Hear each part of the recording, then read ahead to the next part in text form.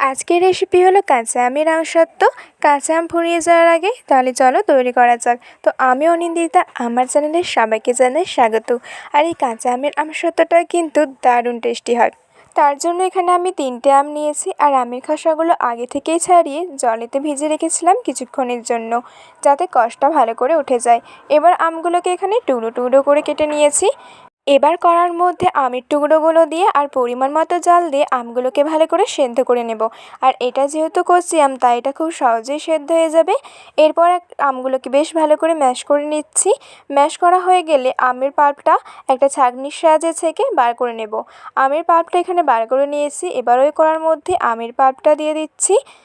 এবার আমের পাল্পটা দেওয়া হয়ে গেলেই ওর মধ্যে দিয়ে দিচ্ছি একটু চিলি ফ্লেক্স। তোমরা চাইলে এখানে লঙ্কা গুঁড়োটাও দিতে পারো। আর দিয়ে দিচ্ছি পরিমাণ মতো চিনি। চিনির পরিমাণটা তোমরা তোমাদের মিষ্টির অনুযায়ী দিয়ে দেবে। দিলাম স্বাদ মতো বিট লবণ, আর দিয়েছি স্বাদ মতো রেগুলার লবণ। এবার সব কিছুকে ভালো করে মিক্সড করে একটু ফুটিয়ে নিতে হবে। আর দেখো, কালারটাও কিন্তু ভীষণ সুন্দর এসেছে। এটা হয়ে গেছে, এবার এটাকে নামিয়ে নিচ্ছি। এরপর এখানে নিয়েছি 2টো স্টিলের থালা। থালার মধ্যে একটু সর্ষের তেল ভালো করে ব্রাশ করে নিলাম।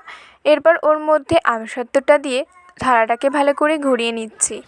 এবার এটাকে রোদে দিয়ে দেবো 1 দিনের জন্য। আর 1 দিন রোদে দিলেই কিন্তু আমসত্ত্বটা একদম ভালোভাবে হয়ে যাবে।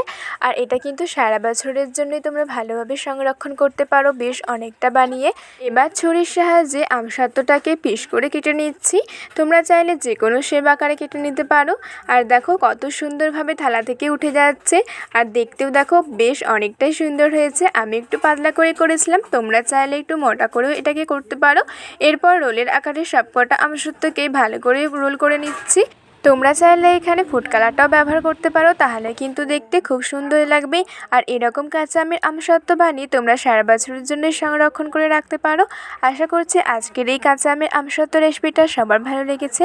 আর যদি ভালো লেগে থাকে তাহলে অবশ্যই লাইক করে দিও। আর নতুন নতুন রান্নার রেসিপি দেখতে চ্যানেলটিকে সাবস্ক্রাইব করে দাও।